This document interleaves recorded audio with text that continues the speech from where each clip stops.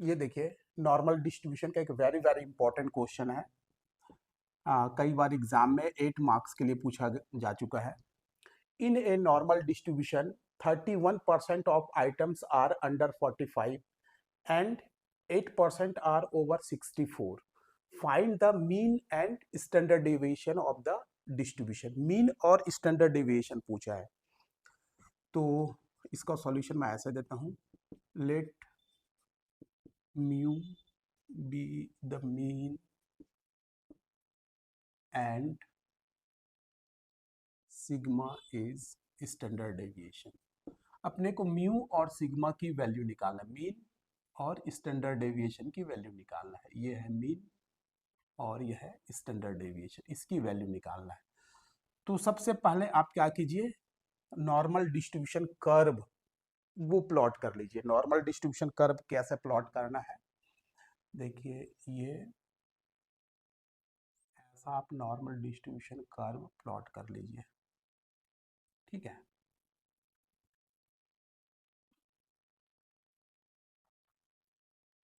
तो इसमें ये क्या क्या बोल रहा है, देखिए ये तो आपका मीन होगा, ये मीन म्यू, ठीक है। और ये इसको कहीं भी टच नहीं करेगा। 50% डेटा इस साइड रहता है, 50% से लेस इधर, 50% से एवब इधर, ग्रेटर वैल्यू, कुल मिलाकर टोटल 1 रहता है। तो यहाँ 45 in normal distribution 30% of items are under 45। यहाँ तक 50 है, 0 से लेकर ये माइनस इन्फिनिटी से प्लस इन्फिनिटी तक है। ये 50 है, ये 100 है, 50 से एबव है, ठीक है। 45% डेटा जो है 45% 31% डेटा जो है ये 45 के अंडर में लाइज कर रहा है। यहाँ 31% डेटा यहाँ लाइज कर रहा है। एक्स की वैल्यू जो है यहाँ 45 है, यहाँ 31% डेटा इधर लाइज कर रहा है 40 के, और 60 एंड 8% डेटा आर ओवर 64। 64 यहाँ ये 50 से एवब इधर होगा, तो ये इधर 8% कम होता है, तो इस साइड 8% डेटा जो है इधर लाइज कर रहा है, ठीक है। इसको एरिया में कन्वर्ट करेंगे 31/100, मतलब इसका 0.31 आएगा। इसको कन्वर्ट करेंगे तो 8/100, तो ये आ जाएगा 0.08, ठीक है। यहाँ x इक्वल्स टू 64 है। जेड स्कोर कैलकुलेट करेंगे। जेड अपन कैसा निकालते हैं, x minus mu upon sigma, ठीक है। इसको कैलकुलेट करेंगे। यहाँ मान लिए कि z is equals to Z1 है, और यहाँ मान लिए z is equals to Z2 है, ठीक है। एक बार क्या करेंगे, लेफ्ट हैंड साइड से इस एरिया को निकाल देंगे, इस एरिया को निकाल देंगे, इक्वेशन नंबर 1 बोल देंगे। एक बार राइट हैंड साइड को लेंगे, इस एरिया को निकाल देंगे, इसको इक्वेशन नंबर 2 बोलेंगे। और by solving equation 1 and 2, by solving equation 1 and 2, 1 और 2 को आप सॉल्व करेंगे, साइमल्टेनियस इक्वेशन मिलेगा आपको। यहाँ से आप इन दोनों को सॉल्व करेंगे तो यहाँ से म्यू और सिग्मा की वैल्यू आपको मिल जाएगी, ठीक है। कैसे कैलकुलेट करते हैं आप इसको देखिए। देखिए ये जेड स्कोर को अपन कैलकुलेट करेंगे। When x equals to 45, let z is equals to Z1। यहाँ से निकालिए, ये हो जाएगा Z1 इक्वल्स टू x की वैल्यू है 45 माइनस म्यू, और इसकी वैल्यू तो अपने को निकालना है, ठीक है। ये आएगा। और यहाँ से देखिए Z1 को अपन कैसे कैलकुलेट करेंगे, यहाँ से देखिए कैसे निकालते हैं अपन इसकी वैल्यू। ये एरिया जो है 0.31 है, तो देखिए Z1 की वैल्यू निकाल करके अपन क्या करेंगे, Z1 की वैल्यू को कैलकुलेट करके यहाँ डालेंगे। यहाँ म्यू और सिग्मा में अपने को इक्वेशन मिल जाएगा, यहाँ Z1 की वैल्यू निकालेंगे। तो इसके लिए देखिए कैसे करते हैं अपन। ये वाला एरिया देखिए, यहाँ Z0 होता है, ठीक है। ये जो एरिया है ये कितना है, 0.31, तो मैं इसको लिखता हूँ minus infinity minus infinity to Z1, minus infinity Z1 का जो एरिया है ये 5z dz का फंक्शन है, और इसका एरिया जो है 0.31 ये दिया हुआ है, इसका एरिया 0.31 दिया हुआ है, ये देखिए माइनस इन्फिनिटी से Z1। ठीक है, अब माइनस इन्फिनिटी से Z1 को मैं कैसे कैलकुलेट करता हूँ, देखिए ये यहाँ से यहाँ तक पूरा लेता हूँ और फिर यहाँ को माइनस कर दूंगा। ठीक है, इतना को माइनस कर दूंगा, ये देखिए इसको मैं कैसा लिख सकता हूँ, ये पूरे को यहाँ से इसको लिखा integration minus infinity to mu z equals to 0, और ये हो गया 5z dz। ठीक है, ये पूरे को ले लिया और माइनस यहाँ से Z1 से 0, Z1 टू 0, 5z dz को मैं माइनस कर दूंगा तो 0.31 आएगा। ठीक है, ये पूरे एरिया को लिया मैं, देखिए माइनस इन्फिनिटी टू 0 यहाँ से लिया और इस एरिया को माइनस कर दिया तो यही वाला एरिया बचा अपने पास, इस पूरे एरिया में से इतना एरिया को माइनस कर दिया तो यही वाला बचा। ठीक है, और ये पूरा एरिया कितना होता है 0.5, मीन के इधर 0.5 होता है निगेटिव में और इधर 0.5 होता है।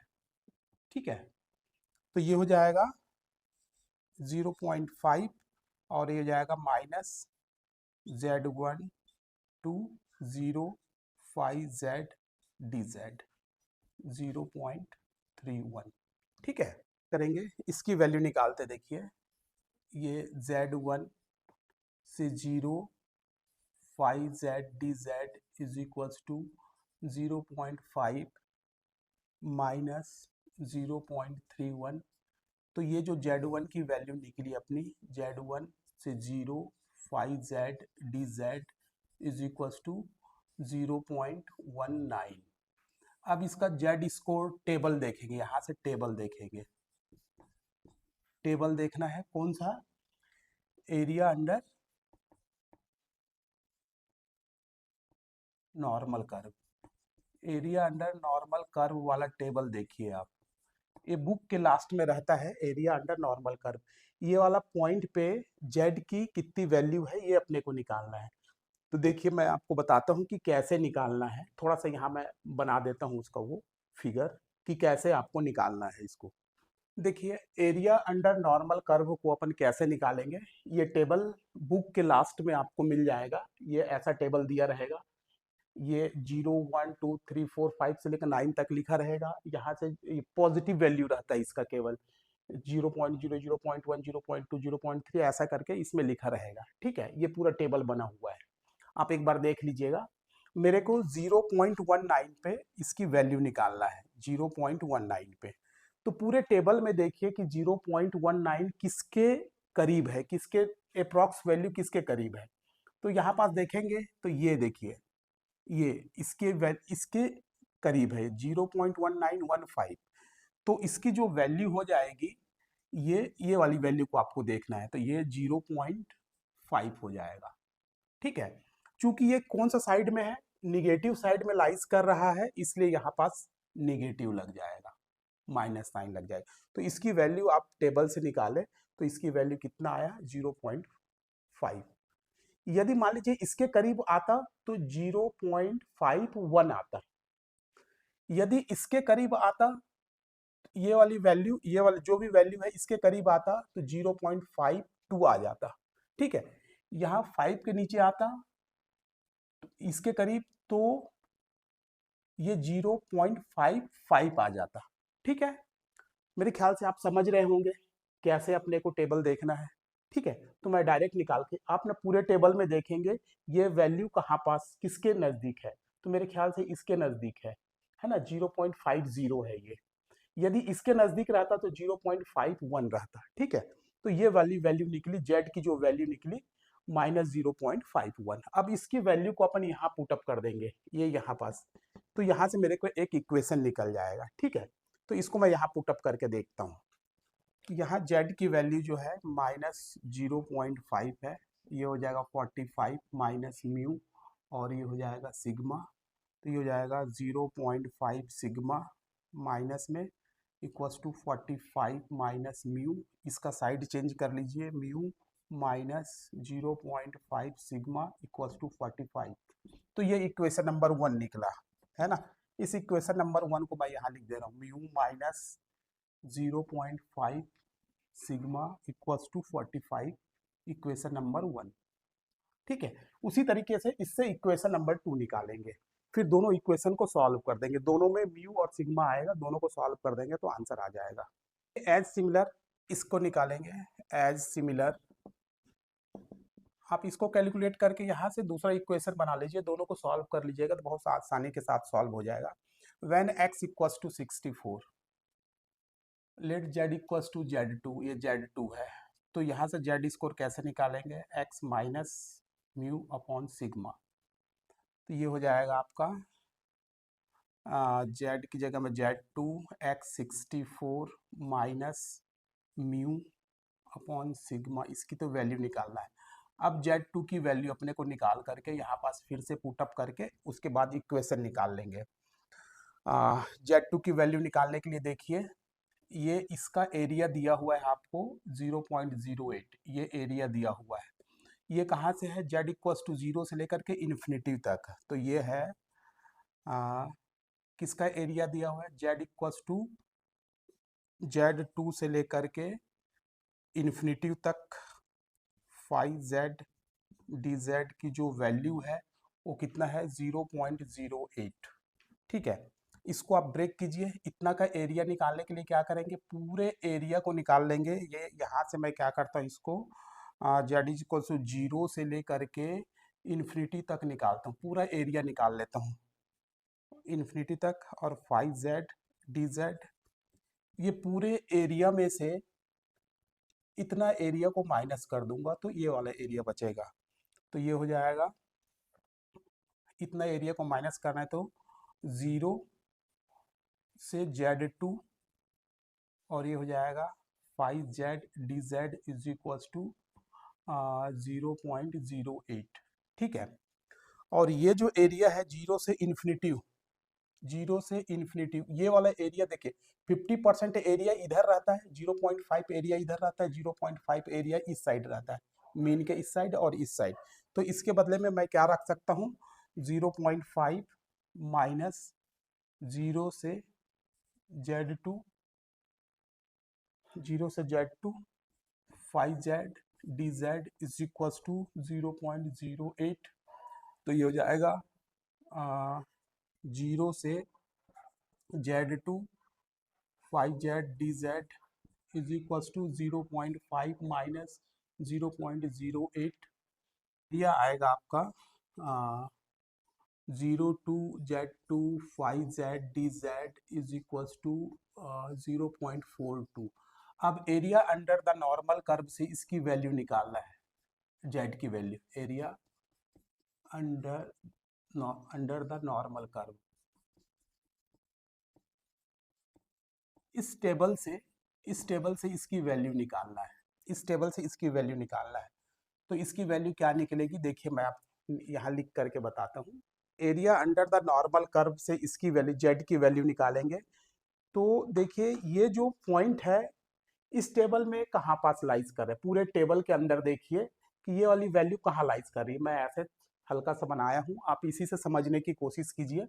तो पूरी वैल्यूज को मैं देख रहा हूँ कि 0.42 कहाँ पास लाइज कर रहा है, तो ये यहाँ पास लाइज कर रहा है, ये 0.0, 0.1, 0.2 ऐसा करके 1.4 तक लिखा हुआ है, चूंकि यही लाइज कर रहा था इसलिए मैं इसको यही लिखा। ये वाली वैल्यू के भी करीब है, ये वाली 4200 इसके करीब भी है, यदि इसको लेंगे तो 1.41 लिखना पड़ेगा आपको, 1.4, ये 1 का है तो 1.41 लिखना पड़ेगा, इसको लेंगे तो 1.40 या 1.4 ही लेंगे, तो दोनों में से आप किसी एक को ले सकते हैं, दोनों करीब है, यहाँ 0.008 का डिफरेंस है, यहाँ 7 का डिफरेंस है, तो इसको लेना चाहिए था, लेकिन इसको लेंगे तो थोड़ा सा डेसिमल में नंबर आ जाए, डेसिमल के बाद 2 अंकों के बाद नंबर आ जा रहा है, तो इसको कैलकुलेशन में थोड़ा सा कॉम्प्लिकेटेड होगा, तो आप इसको भी ले सकते हैं और चाहे तो इसको भी ले सकते हैं, दोनों अप्रॉक्स एक ही है, तो यहाँ पास से ये वाली वैल्यू जो है मैं इसके करीब मान करके इसका वैल्यू 1.4 रखता हूँ,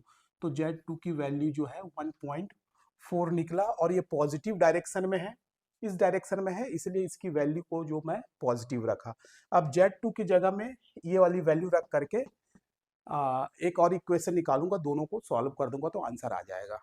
देखिए यहाँ पास Z2 की वैल्यू जो है 1.4 निकला, तो ये आ जाएगा 1.464 माइनस म्यू अपॉन सिग्मा, ये हो जाएगा 1.4 sigma equals to 64 minus mu, mu को इधर लाएंगे तो mu plus 1.4 sigma equals to 64, ये इक्वेशन नंबर 2 हो गया। दोनों में म्यू और सिग्मा है तो इसको सॉल्व करेंगे, mu plus 1.4 sigma equals to 64, ये इक्वेशन नंबर 2 है। अब दोनों को सॉल्व कर दीजिए, युगपत समीकरण है, by solving equation 1 and 2, by solving equation 1 and 2 दोनों को सॉल्व कर दीजिए। देखिए इसको कैंसिल करना है तो बाय सब्सट्रैक्टिंग ये हो जाएगा माइनस, ये हो जाएगा माइनस, ये और ये कैंसिल हो जाएगा और ये हो जाएगा माइनस 1.9 सिग्मा इक्वल्स टू इसकी वैल्यू कितनी हो जाएगी 19, माइनस 19 आएगा तो माइनस माइनस कैंसिल हो जाएगा, सिग्मा इक्वल्स टू 19 अपॉन 1.9, तो सिग्मा की वैल्यू आ जाएगी 10, ठीक है। और putting the value of sigma in equation 1, putting the value of sigma in equation 1, we get, आपको क्या मिलेगा देखिए, ये हो जाएगा म्यू माइनस 0.5 और ये हो जाएगा 10, सिग्मा की वैल्यू 10, ये हो जाएगा 45, ये हो जाएगा म्यू माइनस 5, ये हो जाएगा 45, तो म्यू की वैल्यू हो जाएगी 45 प्लस 5, तो ये हो जाएगा 50, तो यहाँ से म्यू की वैल्यू निकल गई 50, तो मीन की वैल्यू 50 और स्टैंडर्ड डेविएशन 10 का है। तो मेरे ख्याल से ये आपको समझ में आ गया होगा, तो आप केवल नॉर्मल डिस्ट्रीब्यूशन कर्व को समझने की कोशिश कीजिए और टेबल कैसे देखते हैं उसको यदि समझ गए तो ये आपको इजी लगेगा, थोड़ा प्रैक्टिस करने के बाद बहुत इजी हो जाएगा, ठीक है। यदि आप इसको समझ गए होंगे तो वीडियो को लाइक करेंगे और अपने दोस्तों के साथ जरूर शेयर करेंगे। Thank you very much.